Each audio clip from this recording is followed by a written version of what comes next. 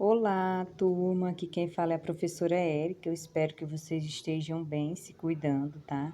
Nossa aula de Geografia do nono ano vai falar sobre a sociedade urbana industrial, matriz energética e matérias-primas, da página 70 até a 73. Então, façam a leitura do livro para que vocês compreendam melhor o conteúdo, tá bom? E acompanhem o vídeo até o final.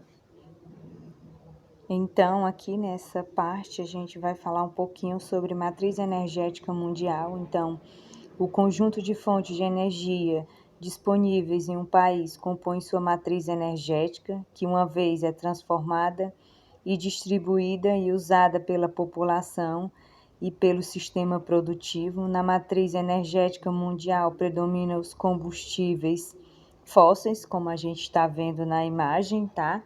E no livro de vocês também tem essa imagem. Então, 85,2% da matriz energética mundial são dos combustíveis fósseis.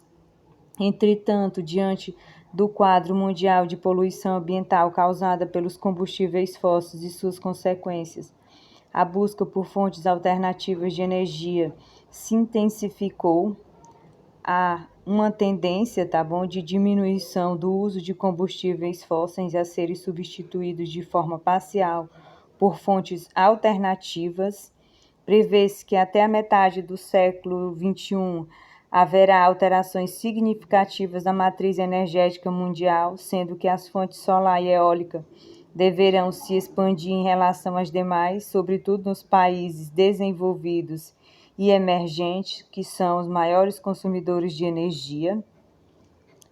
Aqui a gente vai falar um pouquinho sobre as matérias-primas e recursos naturais. Então, existe diferença entre os conceitos de matéria-prima e recursos naturais. Recursos naturais são elementos retirados da natureza para suprir as necessidades dos seres vivos. Já a matéria-prima é a substância com a qual se fabrica alguns produtos, pode ser de origem vegetal, animal e mineral. Além das matérias-primas naturais, existem as transformadas, que são utilizadas não mais em seu estado natural, mas já industrializadas ou modificadas, tá bom?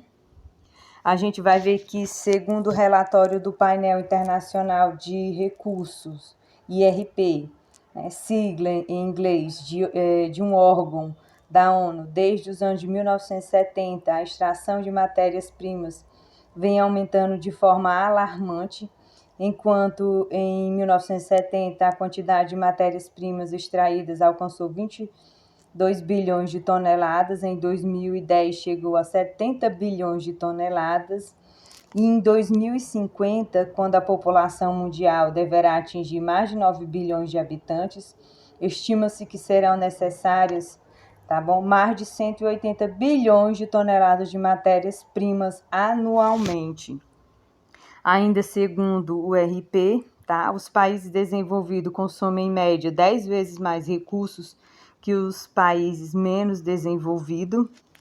Diante desse cenário, vê-se a necessidade de repensar o modo de vida vigente com base na sociedade de consumo, além da necessidade de se implantar um vasto programa mundial de reciclagem de matérias-primas e de ampliar o uso de fontes alternativas de energia, o processo que se encontra em curso e adota princípios de desenvolvimento ecologicamente sustentáveis, tá bom? Então, precisa se fazer isso urgentemente. Aqui a gente vai falar sobre as cadeias de inovação e recursos naturais e matérias-primas. Então, nessa imagem aqui, a gente tem os 20 países que mais investem em pesquisa em desenvolvimento. Então, no livro de vocês podem acompanhar com mais clareza quais são esses países, tá bom? Então, a gente vai ver que as cadeias de inovação estão relacionadas à economia do conhecimento, ou seja, em que o conhecimento científico e tecnológico é o grande prepulsor, tá bom, da economia. Desde os anos de 1970, com a Revolução Tecnocientífico-Informacional, as informações tecnológicas foram transformadas em bens de produção e de consumo e passaram a receber vultuosos investimentos, tanto de corporações privadas como investimentos públicos, tá bom? De ensino e pesquisa. A informática, a robótica e a biotecnologia, as telecomunicação são exemplos dessas inovações que são hoje são aplicadas em diversos setores da economia, elevando a produção e a produtividade. A disseminação em todo o mundo, mas principalmente nos países desenvolvidos, tá bom? De centros de pesquisas denominadas tecnopolos, é um fator determinante para impulsionar o desenvolvimento econômico e social de um país, exigindo mão de obra diferenciada, representada por cientistas e técnicos altamente qualificados. Atualmente, para se manter viáveis, as cadeias de inovação devem buscar a diminuição do consumo de matérias-primas, evitando o risco e o esgotamento dos recursos naturais, tá bom? Então, na atividade que eu vou passar para vocês, a gente vai falar um pouquinho sobre o Brasil em busca de uma revolução dos ventos, tá bom? É bem simples, no livro de vocês tem, mas eu vou enviar no grupo. Então, até a próxima aula.